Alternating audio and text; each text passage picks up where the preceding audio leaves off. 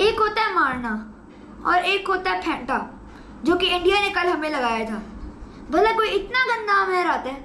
228 run से हरा है और मेरे नज़र में ये सबसे बिगेस्ट मार्जिन है जिससे कोई जीता होगा, अगर मुझे कंफर्म नहीं है। लेकिन कल हम बहुत बुरी तरह से हारे हैं। हमारी टीम में से कोई भी ज़्यादा नहीं चला। हम कह रहे थे ना, ख़ास तौर पे मैं अपने आप को इंक्लूड करना चाहूँगा कि पहले मैच में जो 2 सितंबर को हुआ था उसमें मैं बड़ा शोखा हो गया था कि यार अब तो जीतेंगे। क्या मैं 263 पे आउट कर दिया, ऑल आउट हमने कर दिया, अब तो आराम से जीतेंगे। फिर बारिश आ गई, मैच कंटिन्यू नहीं हो पाया। लेकिन इस मैच में सही प्रिपरेशन करके आए थे और क्या कूटा है इन लोगों ने हमें। रख के जा रही है, पता नहीं चल रहा, 100 हो रही, पता नहीं क्या क्या हो रहा है, कुछ समझ नहीं आ रही।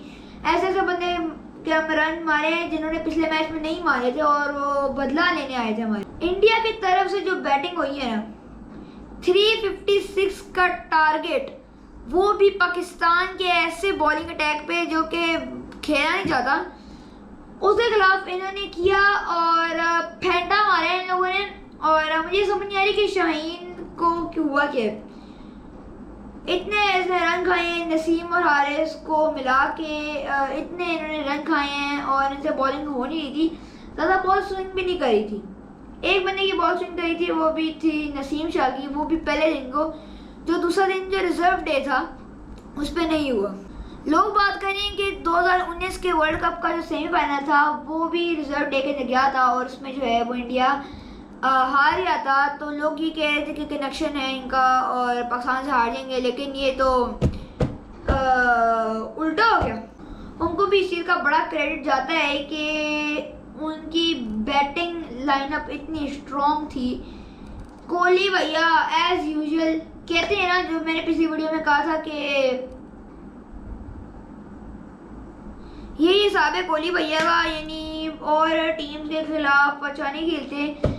अभी श्रीलंका वर्सेस इंडिया का मैच हो रहा है, उस पर भी वो 3 पे आउट हुए हैं और सिर्फ पाकिस्तान के खिलाफ इन्होंने अच्छा खेलना होता है। 122 का नॉक, इतना मारे ने इतना मारा है मैं बता नहीं सकता आपको। ऊपर से इसको सपोर्ट करने के राहुल आ गया था। किसी को मैं एज अ पाकिस्तानी मुझे उम्मीदें नहीं थी, लेकिन कोई अगर इंडियन होगा तो उसको भी ज़्यादा उम्मीदें नहीं थी क्योंकि इंजरी से वापस आया था और दूसरा ये वैसे ही अगर फॉर्म में हो तो अच्छा नहीं खेलता पाकिस्तान के खिलाफ। और दूसरी बात ये इंजरी से आया था, लेकिन इसने जो कमाल की इनिंग्स खेली है 111 की, और दो सेंचुरी हुई है इंडिया के लिए, वो भी दोनों नॉट आउट। कमाल की इनिंग्स खेली है इन दोनों ने और आउट होने का नाम ही नहीं ले रहे थे। और किन ने बदला नहीं लिया। शुभमन पहले सही अच्छा नहीं खेला, उसने भाई 50 मार ली, वो भी उसने भी रख के मैच बेटे मारी थी शुरू में। और रोहित शर्मा ने, उसकी तो बिल्कुल कभी फॉर्म चलती नहीं पाकिस्तान के खिलाफ अभी के टाइम में, लेकिन उन भाई साहब ने 50 मारी। और एक और रिकॉर्ड भी बनाया है कि पहला ऐसा बैट्समैन जिसने शाहीन शाह अफरीदी को पहले ओवर में छक्का मारा। ये एक रिकॉर्ड था जो कि मुझे लगा था कि किसी ने तो मारा ही होगा, लेकिन अभी रोहित शर्मा ने पूरी कसर पूरी कर दी। और स्पिन अटैक जो सर मैंने पहले 1-2 वीडियो में बोला था कि हमारे लिए बहुत बड़ा कंसर्न है, और ये वाकई एक बहुत बड़ा कंसर्न है क्योंकि हमारा जो बॉलिंग डिपार्टमेंट है वो सही से काम नहीं कर पा रहा, वो उनकी सही से प्रैक्टिस नहीं हो रही। यहाँ पर हमारा सारा जो फोकस है हमारे कोचेज़ का वो फास्ट बॉलर की तरफ जा रहे हैं और फिर वो हमारे स्पिनर्स की तरफ फोकस नहीं कर पा रहे। और इस मैच में हमारे पास ये ब्रेकिंग न्यूज़ आ रही है कि नसीम शाह और हारिस रऊफ अगले पाकिस्तान और श्रीलंका के मैच में नहीं खेलेंगे क्योंकि नसीम शाह और हारिस रऊफ को थोड़ी इंजरीज आ गई हैं। मैं स्पेसिफिकली उनका नाम नहीं मुझे पता, लेकिन उनको इंजरी आ गई की वजह से वो खेलने नहीं जाएंगे। तो उनकी जगह उन्होंने जमान खान और शाहनवाज धानी को बुला रही है। मेरी नज़र में आप जमान काफ़ी अच्छी बॉलिंग कराता है और एक पॉइंट ये भी है कि उसको एकदम एशिया कप जैसे मैच में खिलाना अच्छा होगा या नहीं होगा। उनकी तरफ से पथी राना होगा और हमारी तरफ से जमान होगा, दोनों मलिंगा की कॉपी। और मुझे लगता है कि हमारी इतनी डिफ़िकल्ट सिचुएशन इसलिए हुई थी क्योंकि हमारे जो बॉलर्स थे वो पहले ही इंजर हो गए थे। हारिस रऊफ ने तो सिर्फ अपने 5 ओवर कराए थे, बाकी 5 ओवर वो नहीं करा पाया था क्योंकि उसको इंजरी निकल आई थी। और दूसरा नसीम का भी एक ही ओवर बचा था, और लेकिन हारिस रऊफ की छोटी कमी हमें महसूस हुई है। और जितने भी हमारे बैट्समैन हैं जो कि नेपाल या छोटी छोटी टीमों पे रन बना रहे थे, उनका मुझे थोड़ा डर लग रहा है क्योंकि फाइनल में अभी ज़्यादातर चांसेस चाहता तो हूँ मैं इंडिया वर्सेस पाकिस्तान का फाइनल ना हो, लेकिन चांसेस काफ़ी हैं इसके, क्योंकि इंडिया ने अगर हरा दिया तो हमारी बड़ी बेइज्जती होनी है, पहले ही होगी है अब और होनी है। हमारी बैटिंग वैसे अच्छी है लेकिन इस बार सारे ही फेल हो गए। और ये पहले कहे थे ना कि हमारे पास एडवांटेज है, और बाबर भाई ने बड़ा कॉन्फिडेंटली बोला था we like to bowl first, और इसमें कोई तुक समझ नहीं आती थी क्योंकि रोहित शर्मा का डिसीजन जो सही था, उनके पहले जो थी ना ज़्यादा स्विंग नहीं करी थी बॉल, लेकिन हमने फिर फटा खाया और खूब खाया। हमारी बैटिंग जो है वो कंसर्न वो भी है क्योंकि हमारी बैटिंग में ज़्यादा प्रैक्टिस नहीं हो रही और फॉर्म में ज़्यादातर कोई भी नहीं है, एक बंदा, और उनके कुलदीप यादव ने तो हमारा पूरा बैटिंग लाइनअप डिस्ट्रॉय ही कर दिया था। बाकी 3 विकेटें जो थी वो जसप्रीत बुमराह, हार्दिक पांड्या और शार्दुल ठाकुर ने ले ली थी, लेकिन इस कुलदीप ने तो गेम उड़ा दी थी। अगर पॉइंट टेबल पे हम नज़र डालें तो सिचुएशन हमारे लिए ठीक ही है क्योंकि इंडिया जो है पहले 3rd पे था क्योंकि उससे कोई मैच नहीं खेला हुआ था, जिसने मैंने पहली वीडियो में भी कहा था, लेकिन इस मैच में उसको बड़ी जीत लेने के बाद वो सीधा फर्स्ट पोजीशन में चला गया और उनका नेट रन रेट +4.560 एकदम जंप किया उन्होंने, जो कि उनके लिए काफ़ी हेल्पफुल रहेगा। और मुझे नहीं लगता कि अगर श्रीलंका भी जीतता है तो वो ऊपर जाएगा नीचे जाएगा, लेकिन मुझे नहीं लगता।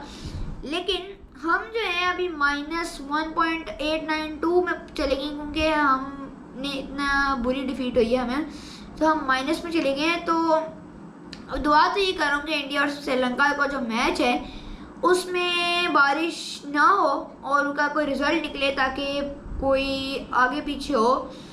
इंडिया की सिचुएशन अभी इस मैच में जो है जिस टाइम में वीडियो बना रहा हूँ अभी ये श्रीलंका वर्सेस इंडिया का मैच हो रहा है, तो इतनी सही सिचुएशन नहीं है, लेकिन अगर कोई जीतता है तो कोई किसी की विन या रिजल्ट आना ज़रूरी है क्योंकि फिर हम जो है श्रीलंका को हरा के जा सकते हैं। वरना अगर आज बारिश आ गई तो रिजल्ट ना आया तो दोनों को 1 पॉइंट मिल जाएगा और नेट रन रेट को आई थिंक नहीं फ़र्क पड़ेगा। और पाकिस्तान अगर जीत भी जाए श्रीलंका से तो वो एशिया कप से बाहर हो जाएगा, तो ये काफ़ी डिसअपॉइंटिंग होगा हमारे लिए। तो हमें चाहिए कि थोड़ी प्रैक्टिस करें। ये बांग्लादेश बेचारे को क्या ही कहें, हम सबसे बॉटम में बैठे हुए हैं, पूछने कुछ तो उनसे पूछो, उनका दुख पूछो कि 2 मैचेस खेले उन्होंने सुपर 4 में और दोनों के दोनों ही हार गए और उनके पॉइंट्स कोई नहीं है, वो भी माइनस में चल रहे हैं हमारी तरह। अच्छा, नेपाल को हराने के बाद हमारा जो नेट रन रेट था वो काफ़ी बढ़ गया था, यानी अभी इन्होंने हमें हरा के इनका नेट रन रेट अभी 4.560 हुआ है ना, तो पाकिस्तान का तब था +4.730। तो लेकिन हमने वो गेम किया था नेपाल को हरा के, जो इतनी अच्छी टीम नहीं थी, लेकिन इंडिया ने जो उसको गेम किया है वो किया है पाकिस्तान के खिलाफ। एक ये भी प्लस पॉइंट है कि उन्होंने इतने रन मुझे थोड़ा बहुत लगता है कि इसने बनाए हैं क्योंकि हारिस बॉलिंग नहीं कराया था। वैसे उसने जितने भी 5 ओवर कराए हैं इतना कुछ उसने किया तो नहीं है, लेकिन फिर भी उसकी बॉलिंग अच्छी हो रही थी, उसकी हल्की उससे ज़्यादा स्विंग होती नहीं है और इस मैच में नहीं हुई, लेकिन बॉलर थोड़ा उसको नहीं खेल पा रहे थे और उसकी इकॉनमी भी काफ़ी अच्छी थी 5 की, तो उसकी अच्छी बॉलिंग हुई है। मुझे लग रहा है कि ये भी हो सकता है कि अगर वो खेलता तो 300 के करीब आए थे, लेकिन 300 के करीब भी आने का फ़ायदा नहीं हुआ। अगर 150 का टारगेट भी देते ना 300 बॉलों में तब भी नहीं होता, 130 का देते नहीं होता था, क्योंकि इनके ऊपर जो प्रेशर था ना उसकी वजह से इनसे खेला ही नहीं जा रहा था।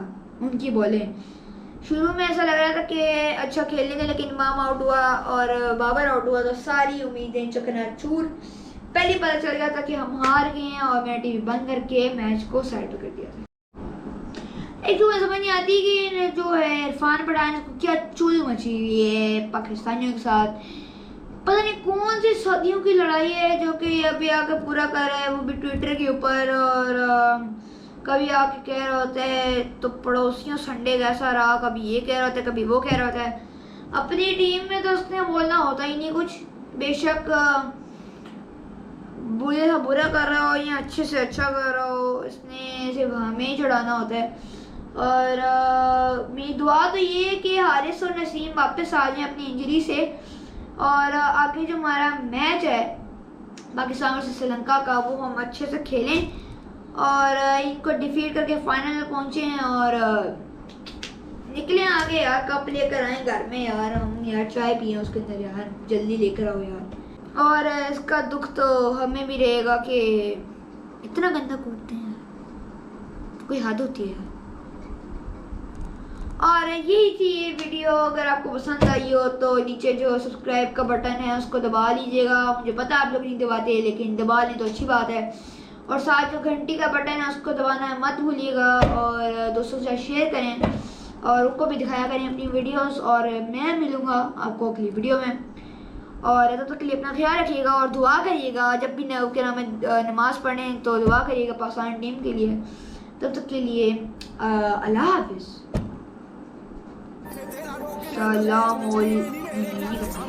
इस बार बड़ी करनी